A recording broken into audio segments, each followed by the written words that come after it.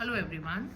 So today we are going to start the class with Democratic Politics Part 2, Class 10th Social Science book, the Political Science, and we are going to take the Chapter 1 Power Sharing. Okay? हम आज power sharing का chapter लेंगे, chapter 1 social science political science की book class 10th की, जिसमें दो countries Belgium and Sri Lanka के बारे में आपको एग्जाम्पल्स दिए गए हैं। यहाँ पे दोनों कंट्रीज के पावर शेयरिंग के जो तरीके थे वो एक्सप्लेन किए गए हैं, और बहुत सही तरीके से अगर आप इसको समझेंगे तो आपको पता चल जाएगा कि दोनों में कितना कंट्रास्ट था पावर शेयरिंग में, और वो कंट्रास्ट ने उस कंट्री का एंड में जाके क्या हाल हुआ उन कंट्रीज़ का, वो भी आपको पता चलेगा। तो बेल्जियम में कॉम्प्लेक्स एथनिसिटी होने के बाद, एथनिसिटी का मैं आपको बाद में बताऊंगी, उन्होंने बहुत अच्छे से मैनेज किया अपनी कंट्री को। वहीं की श्रीलंका ने अपनी कंट्री में काफ़ी एथनिसिटी यानी डिफरेंट एथनिसिटी होने के बावजूद अपनी कंट्री को अच्छे से मैनेज नहीं किया।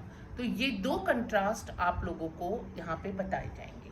तो मैं एनसीईआरटी की बुक आप लोग प्लीज़ ओपन कर लीजिए और चैप्टर 1 पावर शेयरिंग के page number 2 Belgium and Sri Lanka के टॉपिक पर आ जाइए।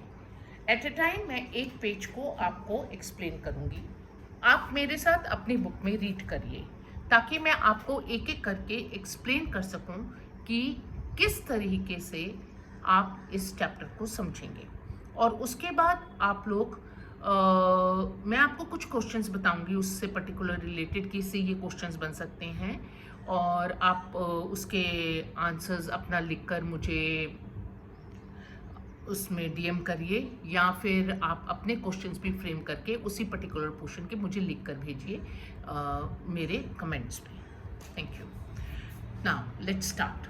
Belgium and Sri Lanka. Okay, Belgium is a small country in Europe, smaller in area than the state of Haryana.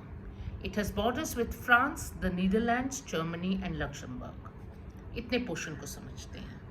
Belgium एक बहुत छोटी कंट्री है यूरोप के अंदर, और उसका एरिया हरियाणा जो हमारी इंडिया की स्टेट है उससे भी छोटा है।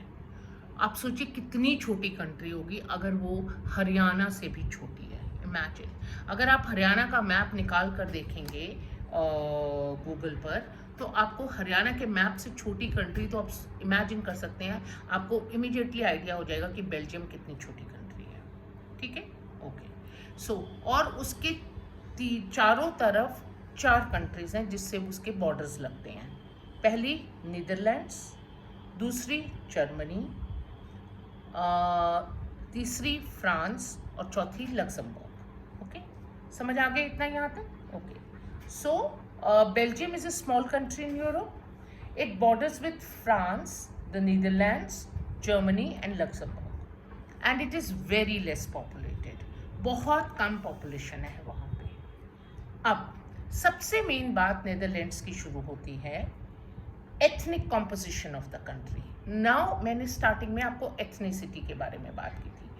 एथनिक का क्या मतलब होता है वो हम आगे जाके आपको बताएंगे, उसकी पूरी डेफिनेशन बताऊंगी। नीचे आपकी पेज नंबर 2 के ग्लॉसरी में उसकी डेफिनेशन लिखिए, जिसको मैं आपको अच्छे से एक्सप्लेन करने वाली हूँ। ओके, पहले हम इस पैराग्राफ को आगे पढ़ते हैं. The ethnic composition of this small country is very complex. Of the country's total population, 59% lives in the Flemish region and speaks Dutch language. ठीक है, till here. पहले आपको एक चीज़ समझाते हैं, ठीक है। 59% जो भी उसकी पॉपुलेशन है इस समय बेल्जियम की, यू कैन चेक आउट, आप मेरी क्लास सुनते सुनते चेकआउट कर सकते हैं। उसका 59% यानी कि ऑलमोस्ट 60% फ्लेमिश रीजन में रहता है, और जिसको वहाँ पे लोग डच लैंग्वेज बहुत बोलते हैं. It's a Dutch speaking area, understood? It's a Dutch speaking area. It is also called Flanders region. क्या कहा जाता है? Flanders, FLANDERS. Okay, it is also called a Flanders region. Okay, now वहाँ पे Dutch बोला जाता है। ऑलमोस्ट 60% लोग यानी कि 59% लोग फ्लेमिश रीजन में रहते हैं। मैं रिपीट करती हूँ, जिसको फ्लेंडर्स भी कहा जाता है। आपकी एनसीईआरटी की बुक में फ्लेंडर्स के बारे में नहीं लिखा होगा, मैं ये अपनी तरफ से आपको नॉलेज दे रही हूँ। Okay, understood. नेक्स्ट, और उसके बाद 40% पीपल वेलोनिया रीजन में रहते हैं। WALLONI, वेलोनिया रीजन में रहते हैं, और वहाँ के लोग फ्रेंच बोलते हैं। तो अभी हमने दो चीज़ें सीखी। 59% लोग फ्लेमिश रीजन में रहते हैं और वो डच बोलते हैं। 40% लोग वेलोनिया रीजन में रहते हैं और वो फ्रेंच बोलते हैं। तो दो लैंग्वेज आ गई और दो तरीके के लोग आ गए। यहाँ से एथनिक कॉम्पोजिशन शुरू हो रही है। What is ethnic composition? दो डिफरेंट तरीके के लोग, दो डिफरेंट तरीके की लैंग्वेज, ये होती है एथनिक कॉम्पोजिशन, जो धीरे धीरे इस पैराग्राफ को खत्म करने के बाद मैं आपको समझाऊंगी। अभी उसके फर्स्ट और सेकंड स्टेप को मैंने आपको बताया, दो डिफरेंट लोग, दो डिफरेंट लैंग्वेजेस। ओके, तो यहाँ से ये एथनिक कॉम्पोजिशन होगी, यानी अगर दो डिफरेंट लोग हैं, दो डिफरेंट लैंग्वेजेस बोलते हैं, तो उनके कल्चर्स भी डिफरेंट होंगे, उनकी सोच भी डिफरेंट होगी, उनके ट्रेडिशंस भी डिफरेंट होंगे, उनका खान पान भी डिफरेंट होगा, और उनके पूर्वज एंसेस्ट्री भी डिफरेंट होगी, जो कि एथनिक कॉम्पोजिशन की मेन डेफिनेशन है। Okay, let me finish this first. Okay, now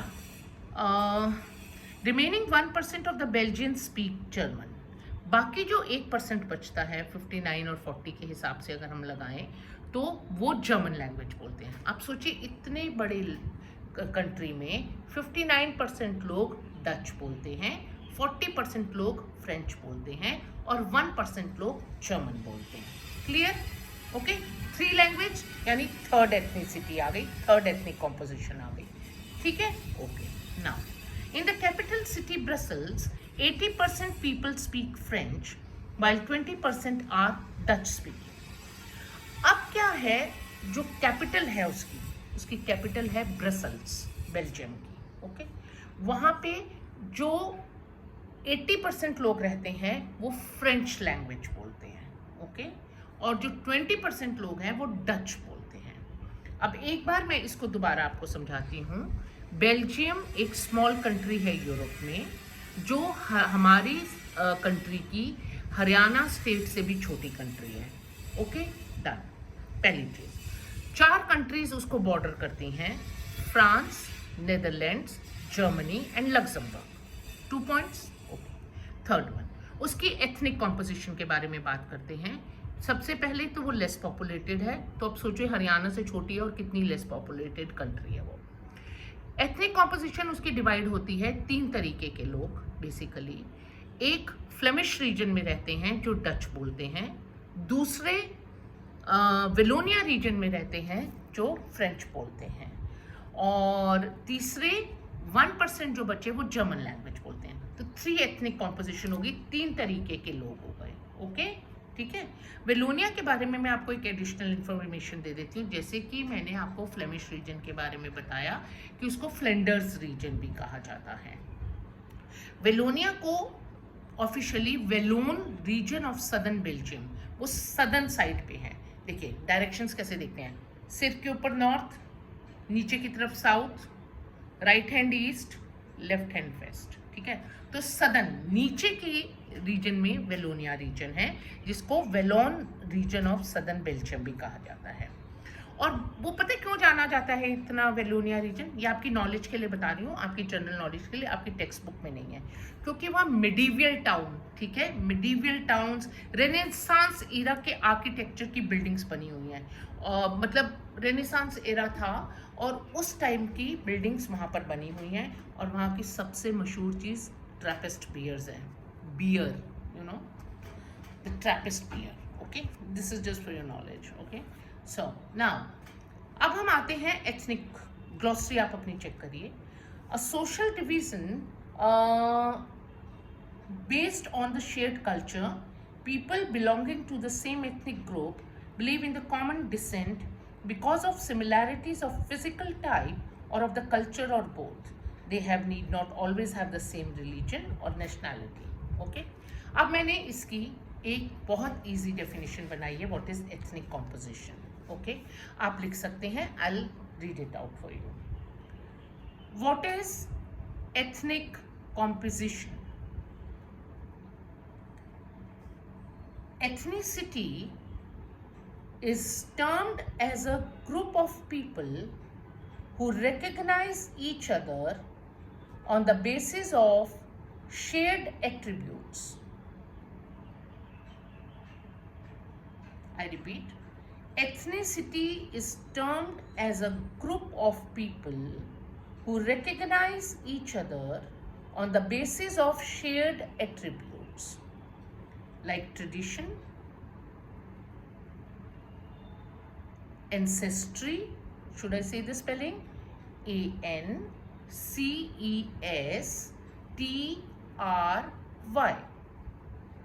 I repeat, ANCESTRY. Language, culture, religion within their residing area. अब इसका मैं मतलब समझाती हूँ. Should I repeat again? Language, culture, religion within their residing area. Ethnic composition का मतलब होता है एक group of people जो एक तरीके के attributes, shared attributes, एक तरीके के traditions share करते हैं. एक उनके पूर्वज भी एक हैं, ancestry, उनकी language भी एक है, कल्चर भी एक है, जो भी वो उनका कल्चर है वो भी एक है, उनका रिलीजन भी एक है, और वो एक ही रिजाइडिंग एरिया यानी एक ही जगह पर आसपास बसते हैं. एथनिसिटी वो ग्रुप ऑफ पीपल होते हैं जो एक जैसे ट्रेडिशन, एक जैसी पूर्वज यानी एंसेस्ट्री, एक जैसी लैंग्वेज, एक जैसा अपना कल्चर और रिलीजन को शेयर करते हैं और सेम एरिया में रहती हैं. That is called ethnicity. Okay, तो इस कंट्री की एथनिक कॉम्पोजिशन आपने जो समझी वो 3 लोगों में डिवाइड हुई. Flanders region, Dutch speaking area 1. Second, Wallonia region, French speaking area 2. 1% people German. Brussels में आपने पढ़ा कि 80% पीपल फ्रेंच बोलते हैं एंड 20% पीपल डच बोलते हैं. क्लियर? डन? ओके. उसके बाद हम पढ़ते हैं the minority French speaking community was relatively rich and powerful. This was resented by the Dutch speaking community who got the benefit of economic development and education much later. अब क्या था, Brussels में आपने देखा जो पॉपुलेशन थी 80% French speaking थी और 20% डच स्पीकिंग थी. ठीक है, पर पूरी कंट्री में आपने देखा कि डच स्पीकिंग लोग तो ज़्यादा थे. सिर्फ ब्रसल्स कैपिटल में वो 20% थे, अदरवाइज होल कंट्री में वो कंप्राइज करते थे 60%, ऑलमोस्ट 60%, 59%. तो वैसे तो वो ज़्यादा थे पर वो कैपिटल में उनकी पॉपुलेशन कम थी. तो क्या हुआ कि जो फ्रेंच स्पीकिंग पीपल जो ब्रसल्स में रहते हैं वो डच स्पीकिंग पीपल से थोड़े से रिच थे, उनके पास फैसिलिटीज़ ज़्यादा थी. और ये बात डच स्पीकिंग पीपल को कैपिटल ब्रसल्स के अंदर थोड़ी पसंद नहीं आती थी. वो रिजेंट करते थे. रिजेंट मतलब उनको अच्छा नहीं लगता था. तो उनके रिजेंट करने की वजह से उनको जो इकोनॉमिक डेवलपमेंट में पार्ट बनना था कंट्री के, वो थोड़ी देर के बाद बने. जो एजुकेशन वो चाहते थे वो उनको थोड़ी टाइम के बाद मिली. उनके रिजेंट करने पर, उनके विरोध करने पर, उनके ये बात सोचने पर. Okay, so this led to the tension between the Dutch speaking and French speaking communities during the 1950s and 1960s. The tension between the two communities was more acute in Brussels. अब इस वजह से Dutch speaking और French speaking के बीच में tension शुरू हो गई. ये बात 1950 और 1960 की है. ओके, तो क्या हुआ कि जब वो टेंशन हुई इन दोनों कम्युनिटी के बीच में, और वो ज़्यादा ब्रसल्स में हुई क्योंकि वहाँ पे माइनॉरिटी में था डच स्पीकिंग लोग और मेजॉरिटी में थे फ्रेंच स्पीकिंग लोग. ओके, तो Brussels presented a special problem. The Dutch-speaking people constituted a majority in the country, but a minority in the capital. तो ये एक स्पेशल प्रॉब्लम ब्रसल्स में हुई कि डच वैसे तो पूरी कंट्री में मेजॉरिटी में है, सिर्फ कैपिटल ब्रसल्स में वो माइनॉरिटी में है. तो अब इसका क्या सॉल्यूशन निकले? तो उनके रिजेंट करने पर डच स्पीकिंग लोगों को उन्होंने फिर धीरे धीरे इकोनॉमिक डेवलपमेंट में इन्वॉल्व किया और एजुकेशन फैसिलिटीज़ में इन्वॉल्व किया. ओके, ठीक है. सो अभी इसके आगे श्रीलंका के बारे में शुरू होता है. अभी आप पेज नंबर 2 के इतने पोर्शन को आप अच्छे से अंडरस्टैंड कीजिए, फिर मैं इसके आगे श्रीलंका का शुरू करूँगी. Thank you, bye.